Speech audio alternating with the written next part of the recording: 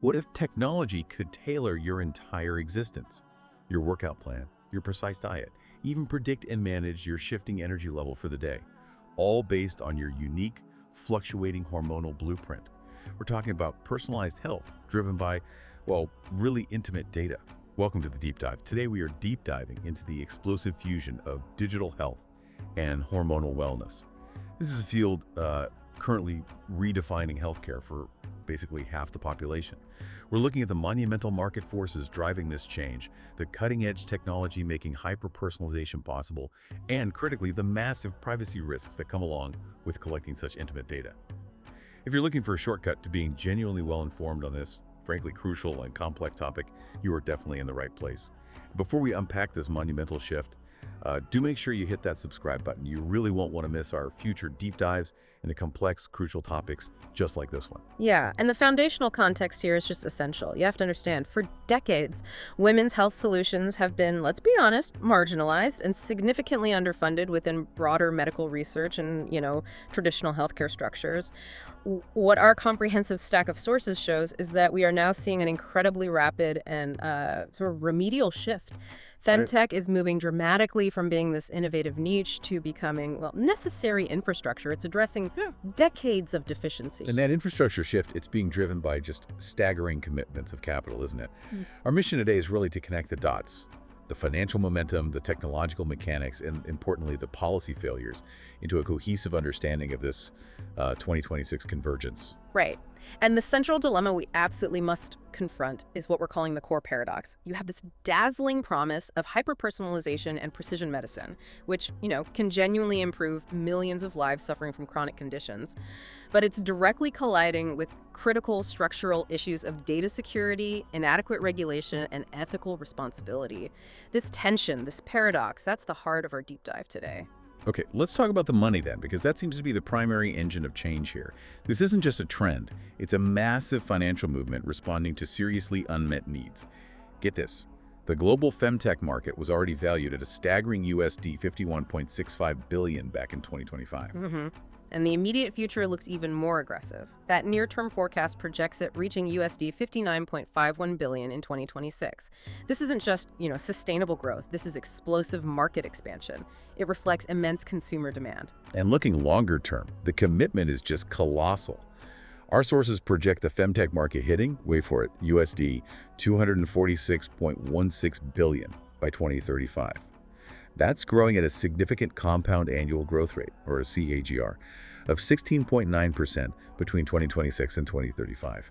That level of investment really signifies a structural shift in how women's health is approached. Yeah, and to really understand that massive KGR, we have to look at the core drivers. This isn't driven by disposable income for nice to haves. It's driven by the increasing prevalence of critical chronic conditions in women that traditional care often just fails to manage adequately. We are specifically talking about chronic issues like infertility, obesity-related health issues. Right, and let's maybe ground this in a specific condition that's often neglected. Think about the global burden of polycystic ovary syndrome, or PCOS. It's a complex endocrine disorder. The impact is immense. The urgency to find effective technological and clinical solutions for conditions exactly like this, well, that fuels billions in investment.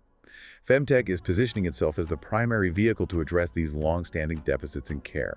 Definitely. We also see a geographical dynamic at play here. While North America currently holds the largest market share, forecast is about 32.5% by 2035. It's actually the Asia-Pacific region that's registering the fastest rate of expansion globally. Interesting. Yeah, it confirms that the need for better health outcomes and using technology to get there, it's truly a worldwide commitment. So the market size proves the need exists, absolutely. But the consumer push really proves the desire for control, for agency.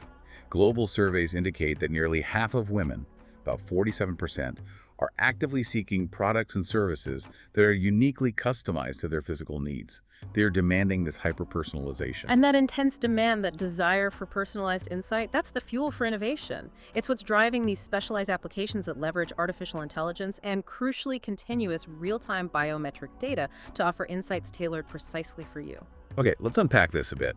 When we talk about Wearables 2.0, what are we actually saying? It sounds like a significant technological leap.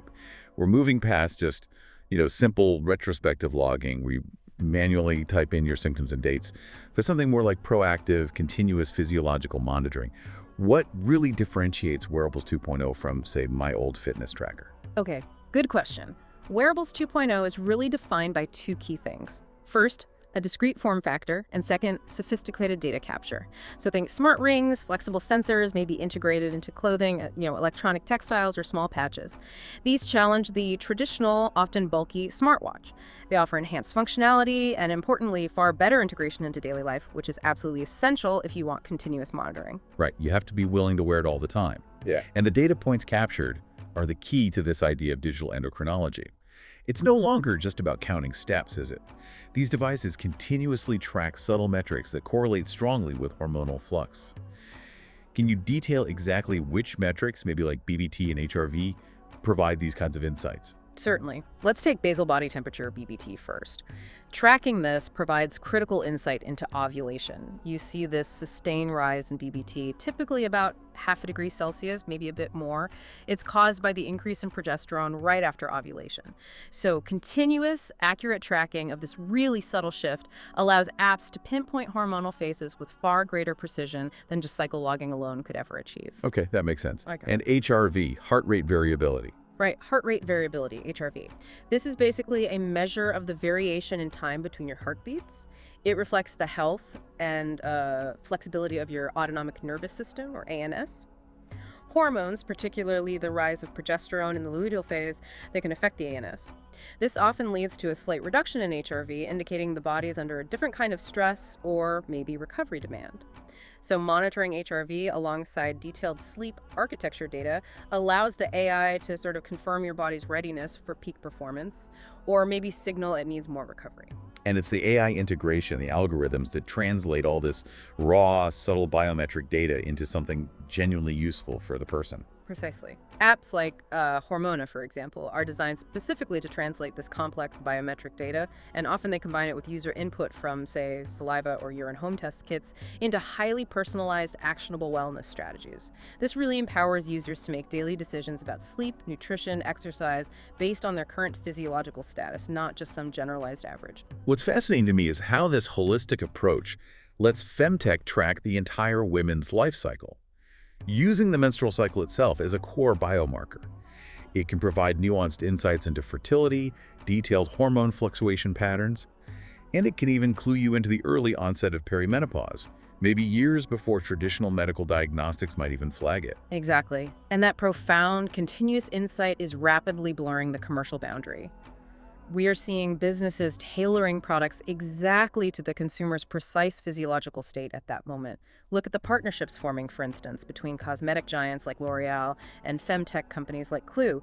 They're developing specialized skincare routines that actually shift week by week based on the consumer's exact hormonal phase. Wow.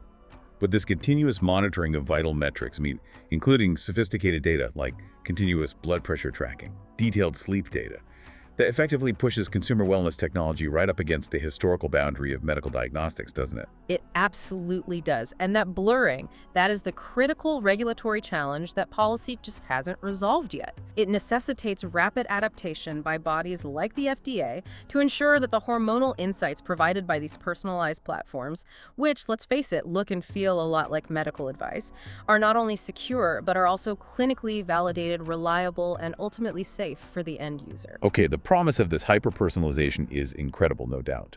But the flip side, as you mentioned, is the incredibly intimate nature of the data required to achieve it. This brings us directly to the high-stakes risk profile. Yeah, and this data isn't just abstract health information. Cycle tracking apps, they collect profoundly intimate data. It encompasses users' physical health, their mental health status, details about previous pregnancies, and critically, their reproductive decisions. I mean, think about it. If you are tracking your cycle specifically to avoid pregnancy, that becomes highly sensitive legal information in some contexts. So if this information leaves the sort of safe harbor of medical regulation, what's the real danger? How could it be exploited? Well, the information collected is susceptible to exploitation on two main fronts. First, commercial purposes, think influencing behavior, targeted advertising. This often subtly exploits known emotional or physical vulnerabilities during specific cycle phases. Second, and this is far more concerning, is the potential for legal exploitation or even policing users. This information can potentially be subpoenaed and used as legal leverage precisely because it is not protected under federal health standards like HIPAA in the US, for example. This creates profound ethical and, frankly, personal safety concerns. If the risk is that high, why hasn't policy caught up? Where is the critical institutional failure here? The failure lies squarely in the current regulatory landscape. The policy environment, as it stands, does not sufficiently protect privacy. That's a direct quote from our analysis. This happens because the data collected by consumer apps typically falls under consumer protection law, not specific health data law. And users often lack the capacity for genuine informed choice regarding data privacy, precisely because the legal structure is insufficient and permits these practices. I can hear a lot of listeners asking, maybe thinking, okay, but if I stop tracking my cycle altogether, or if I choose a highly secure, maybe a paid app, doesn't that mitigate my personal risk? We hear this often, this idea that the solution is just individual caution. And that's a common, completely understandable reaction. But the analysis we've looked at indicates pretty clearly that changing individual tracking habits will not make users of cycle tracking apps safer. The problem is structural. It's systemic, not individual. Users rely on these tools for critical health insights. Stopping tracking just isn't a viable solution, especially for women trying to conceive or manage chronic conditions like PCOS or endometriosis. Furthermore, individual changes don't address the systemic need for secure, shared menstrual tracking data for crucial medical research, which is also hampered by this situation. So that's the critical paradox we mentioned right at the start.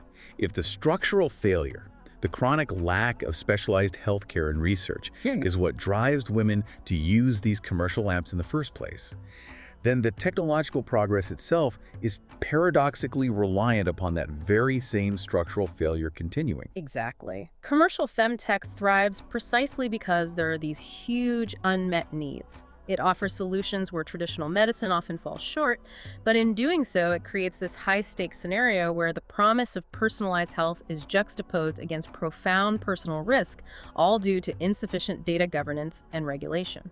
So what does this all mean for regulation then? What is the necessary policy intervention? What needs to happen? Look, the solution requires fundamental structural policy intervention. It's twofold: strengthening health data protection significantly, and also promoting the development of independent, research-driven apps that prioritize security from the ground up.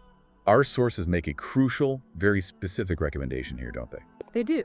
Urgent policy intervention is necessary to move this intimate health data collected by these consumer-level apps out from under consumer-level agreements and squarely into the category of federally protected health data standards, like IPA or similar frameworks globally. Policy must explicitly prohibit the use of cycle tracking data for legal leverage or any non-health-related commercial exploitation. That is really the only path toward genuine security and the ethical implementation of this powerful technology. Okay, that detailed data that policy is struggling to protect is the precise data that allows for the next massive trend we need to talk about: cycle syncing. This feels like the practical application of digital endocrinology we discussed earlier. It is, essentially. Cycle syncing involves intentionally modifying your diet, your fitness routine, even your recovery protocols to align with the hormonal fluctuations. Primarily, we're talking estrogen and progesterone across the 4 phases of the menstrual cycle. And the scale of this practice is huge, right? It seems to be booming in popularity, reaching something like 50 million people worldwide. Now, social media often sensationalizes it, but is there actual scientific grounding here? There is evidence to support that tailored diet and exercise programs can significantly increase positive outcomes. Some studies show it notably improves weight loss results, for example, in healthy, overweight, premenopausal women. The core idea is leveraging periods when, say, estrogen provides higher energy and maybe better anabolic capacity, and then prioritizing rest and specific nutrient intake when progesterone dominance might require more conservation. But okay, before we dive into the granular details of the phases, let's inject that critical nuance again. How realistic is it for an average person, someone busy with work and life, to perfectly align everything with these shifting demands? That is absolutely the right question to ask. Clinical experts really stress a critical nuance here. Cycles vary widely between individuals, and they are often not perfectly predictable, not clockwork. So, while gathering knowledge about your own body provides power, physicians caution against letting cycle tracking totally dominate life decisions. They stress that the menstrual cycle should not run your life.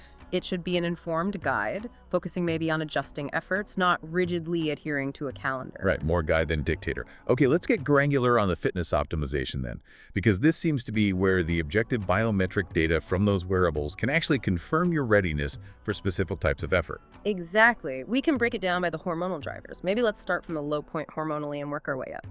So, during the menstrual phase, typically days 1 to 5, both estrogen and progesterone are at their lowest levels. Understandably, energy levels are often depressed. The focus here really must be on restorative, low-impact movement. This is because the body has minimal energy demands systemically. Think rest, light walking, gentle yoga, maybe some low-intensity body weightlifting at a moderate load. The priority is blood flow and recovery. Okay, makes sense. Then, as estrogen begins its steady climb, we hit the follicular phase, roughly days 6 to 14. Right, this is your period of rising energy, increased motivation, and better heat tolerance typically. Estrogen is an anabolic hormone. It supports protein synthesis, helps stabilize connective tissues. So this is often the optimal time for things like high volume lifting, strength training, and moderate to high intensity cardiovascular exercise like longer runs or maybe vigorous Pilates sessions. And the apps, they might track elevated HRV and perhaps high deep sleep quality, confirming your body's readiness for this higher workload. Then comes the ovulatory phase, around days 15 to 17. This is the performance window. Yes, often called the peak week for performance potential, driven by that peak in estrogen. The body is sort of primed to maximize energy output. This could be the time to attempt personal records, engage in high-intensity interval training, HIIT, or challenge yourself with really intense strength sessions, if that aligns with your goals. Got it. And finally, we enter that transition period, the luteal phase, days 18 to 28 or so. This seems to present the biggest shift in training strategy. It does. Progesterone rises significantly here. It's mildly sedative, it increases the body's core temperature slightly, and this often leads to a natural decline in perceived energy. Some people report decreased coordination too, particularly late in the phase. So the fitness strategy really shifts toward deloading. You might start the phase with moderate intensity, but you generally need to gradually transition back towards restorative movement, maybe hiking, Pilates, stretching as menstruation approaches. This helps prevent overtraining and unnecessary fatigue. And it's not just a physical adjustment, is it? Aligning exercise with your perceived energy can also reduce chronic stress, which positively impacts overall hormonal balance by helping keep cortisol levels lower. That's a key psychological benefit, absolutely. Okay, let's shift to nutrition. How does synchronization work there? It seems focused on supporting hormonal changes, managing inflammation, and maybe optimizing nutrient absorption across these shifts. That's exactly right. So what are the key strategies for the estrogen-dominant follicular phase? Okay, in the follicular phase nutrition, the focus shifts to supporting the body in sort of balancing and processing that rising estrogen effectively. This requires supporting the liver's detoxification pathways. So the recommendation is often cruciferous vegetables, think broccoli, Brussels sprouts, kale. They contain compounds like indole-3 carbonyl, I3C, and DIM that actively aid in metabolizing estrogen. Additionally, fermented foods like kimchi or kombucha support gut health, which is really integral to hormone metabolism, and healthy fats like flax seeds or avocados provide necessary building blocks for hormone production. Right, and then during the luteal phase where energy tends to dip and the body's maybe more of a conservation mode. The focus shifts to supporting the body during that conservation phase, specifically targeting satiety and mood stability, often trying to counter potential premenstrual symptoms. So this means prioritizing complex carbohydrates like sweet potatoes or oats for sustained energy release, which can be important for mood stability. Essential nutrients here often include magnesium, B vitamins, which help with energy production and mood regulation, and fiber, which aids hormone clearance through the gut and improves satiety. And what about some of those common non-prescription supports people talk about for cycle mitigation, things you might find in a health food store? Yeah. Common complementary strategies often suggested for, say, painful periods or low energy include magnesium. It acts as a muscle relaxant. Ginger is another popular one, a powerful anti-inflammatory. Raspberry leaf tea is traditionally used to support uterine tone. Omega-3 fatty acids are pretty broadly advised for their anti-inflammatory effects, which can help stabilize mood and potentially relieve menstrual pain. And then you have holistic methods like womb warming, things like ginger tea, hot compresses, keeping the core warm, that aim to improve circulation and support general comfort during the luteal and menstrual phases. Okay, let's move to the other major hormonal life cycle transition, menopause and perimenopause. The symptoms here are notoriously complex and highly individualized, everything from hot flashes and brain fog to severe sleep difficulties. They really are. But the focus isn't just on managing those immediate symptoms, as difficult as they can be. The long-term health risks also increase significantly postmenopause. We're talking increased risk of cardiovascular disease, high blood pressure, and osteoporosis. The complexity of managing both the symptoms and these long-term risks means accessing expert care locally can be a huge barrier for many women, simply due to the specialization required. So if local access is limited, it sounds like technology steps in again. Is this where specialized telehealth becomes a critical solution for midlife health? Absolutely. Virtual menopause care is definitely emerging as essential infrastructure in this space.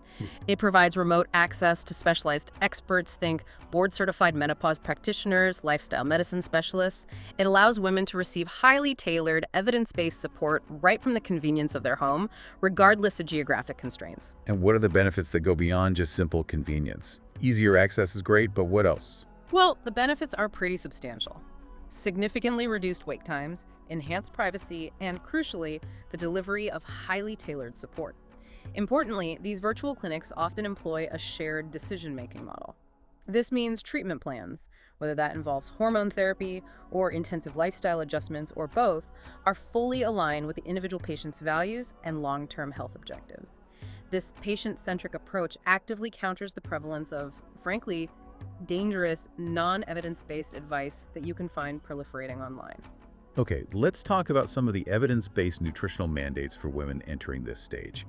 There seems to be an immense focus needed on bone health. There absolutely is. The requirements for key nutrients increase significantly after menopause. This is largely due to the decline in estrogen, which plays a protective role in maintaining bone density. So, for calcium, the recommended daily intake increases from about 1,000 milligrams premenopause up to 1,200 milligrams per day postmenopause. And vitamin D is the essential co-pilot for calcium absorption, right? Yeah, correct. Vitamin D intake is critical for bone mineralization. The general recommendation is 600 IU per day until age 70, increasing to 800 IUs per day thereafter. Following these guidelines significantly reduces the risk of osteoporosis and subsequent fractures. But the balance is delicate here. You hear warnings that too much calcium or vitamin D can also pose risks. Exactly. Experts do caution that excessive intake of these nutrients, especially through aggressive supplementation without guidance, can pose risks things like kidney stones or abdominal pain. It really underscores the need for expert guidance, which telehealth can provide, to determine a personalized optimal dosage rather than just relying on generalized advice off a bottle. We also have specific, sort of non-negotiable mandates for cardiovascular disease, CVD prevention. CVD becomes the leading health risk in this population, correct? That's right. Dietary prevention of CVD focuses heavily on weight control and managing inflammation. First, weight control. Energy intake really needs to be accurately matched to the body's composition and often slightly reduced metabolic rate. Second, sodium management is key. Salt consumption needs to be minimized, ideally kept close to about 5 grams per day. It's highly recommended to utilize dried vegetable spices for flavor enhancement instead of relying on high sodium ingredients or processed foods. And finally, there's a specific ratio mentioned for produce intake that seems quite important. Yes, the recommended daily intake of vegetables and fruit is generally 5 portions, totaling around 500 grams per day. But the ratio is important. There needs to be a strong preference for vegetables, maybe 300 to 400 grams over fruit, which should ideally be limited to 100 to 200 grams per day. This specific vegetable to fruit ratio is emphasized primarily to manage glycemic load while still maximizing nutrient density for long-term cardiovascular health. Okay, this next section is where it gets really interesting and potentially quite hazardous for consumers. When women are looking for alternatives to standard hormone replacement therapy, HRT, they often turn towards natural remedies. Why is that natural label so often misleading and sometimes even dangerous? Yeah, this is critical. It really comes down to a fundamental lack of regulatory oversight and safety testing. It is absolutely crucial for you, the listener, to understand that herbal remedies are simply not regulated or tested in the same rigorous manner that's applied to standard pharmaceutical medicines. So things like the purity and They're just not guaranteed like they are with a prescription drug. Precisely. The quality, the purity, the actual safety of the ingredients, and, crucially, their effective dosage in these products cannot be guaranteed from one batch to the next. The deeply ingrained assumption that a product is safe simply because it is marketed as natural is a genuinely dangerous assumption that completely ignores basic pharmacology. Could you give us an example of a popular supplement that actually carries a high-risk profile? Certainly. A well-known example is St. John's wort. Certain remedies, particularly this one, carry an extremely high risk of causing serious side effects or, importantly, negative, often unpredictable interactions when taken alongside common prescription medications.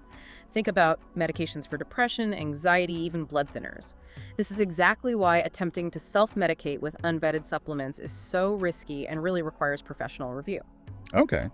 Our sources also point to several other popular supplements that are often used because of maybe proposed mechanisms, but they simply lack strong clinical evidence to back them up. Yes, this list includes two very popular ones, black cohosh and red clover. They are frequently used due to their proposed mechanism of sort of balancing estrogen and progestogen, but when they're subjected to rigorous, controlled scientific trials, their efficacy is explicitly not supported by strong scientific evidence. Furthermore, the long-term safety of plant-derived phytoestrogens like red clover and even flaxseed remains unestablished. We just don't know the risks after years of continuous use. What about other ubiquitous items people try, like evening primrose oil or angelica or ginseng? Similar situation. Uncertainty persists regarding their effective dosages and whether any purported health benefits are actually sustained over time. Consumers are often operating more on anecdotal hope rather than repeatable, evidence-based data when using many of these complementary approaches. All right, let's draw a critical distinction now between potentially useful phytoestrogens and genuinely dangerous, unregulated hormonal products. Where does something like soy protein fall in this risk matrix? Okay, so phytoestrogens found in, say, soy isoflavone supplements or just soy protein itself may offer a small, measurable effect in reducing the frequency and severity of menopausal hot flashes for some women. That appears to be an evidence-based, albeit relatively minor, benefit that women can potentially pursue safely. But the major consumer confusion and where the real danger lies seems to be with products marketed as natural bioidentical hormones. This is a critical warning we absolutely must stress. These preparations are often synthesized from plant sources like yams or soy, and they are heavily marketed, often by compounding pharmacies, as a safer, more natural alternative to regulated HRT. However, and this is crucial, these preparations are explicitly not recommended by major medical bodies like the North American Menopause Society or the Endocrine Society. Why? Because they are unregulated, their safety and effectiveness are unproven, and their claimed efficacy often relies on unreliable measures like saliva testing, which has no established correlation with symptom severity or the actual tissue levels of hormones. So we essentially have two very different products that might sound confusingly similar, bioidentical, but they're worlds apart in terms of safety, testing, and regulatory status. Exactly. The consumer absolutely must understand the difference. The correct evidence-based alternative is regulated body-identical hormones. These are prescription medicines. They've been tested, purified, approved by regulatory bodies like the FDA, and they have established efficacy and safety profiles based on large clinical trials. The preference for unregulated natural alternatives is a significant challenge, and it's one that the rise of specialized telehealth services is uniquely positioned to address effectively. Right, by providing that necessary, vetted, regulatory conduit for women to receive actual evidence-based counsel, thereby mitigating the risks associated with consumer-driven, unregulated advice found elsewhere. Precisely. It brings specialized, secure, and importantly, evidence-based care right to the patient, effectively bypassing many of the risks inherent in self-medication or following unverified online advice. Okay, we have covered an incredible amount of ground today, really tracking this monumental shift occurring in women's health. We've seen the extraordinary momentum behind personalized wellness, driven by that technological leap into Wearables 2.0 and AI integration. But we've also revealed the systemic risks, the dangers inherent in collecting such intimate data without robust policy protection, highlighting that structural problem you mentioned. So what does this all mean in the biggest picture? Well, the tremendous financial growth we're seeing in FemTech is fundamentally driven by the enormous, historically neglected health needs of women, particularly those related to chronic hormonal conditions like PCOS. The challenge moving forward is ensuring policy, specifically data protection and the proper regulation of consumer health products, can actually keep pace with technological innovation. We need it to guarantee the safety and privacy of the users this tech aims to serve. And to leave you, our listener, with a final provocative thought that really underscores the urgency of finding secure, effective solutions. Just consider the scope of this neglect we've discussed. The global burden of polycystic ovary syndrome, PCOS, alone affected an estimated 69 million people back in 2021. In a country like the UK, this single condition contributes to an economic cost exceeding $237 million annually, just in direct healthcare costs. This isn't just a personal issue for those affected, it's arguably a public health crisis waiting for a secure, technologically sound, and ethically managed solution. The urgency for effective, measurable, and secure health solutions is truly immense.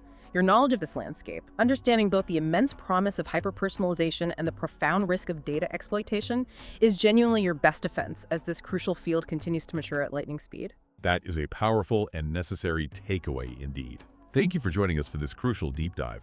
If you're ready to stay ahead of the curve on topics this important, please do remember to hit that subscribe button before you go, so you don't miss our future explorations into complex, world-changing topics just like this one. We'll catch you on the next deep dive.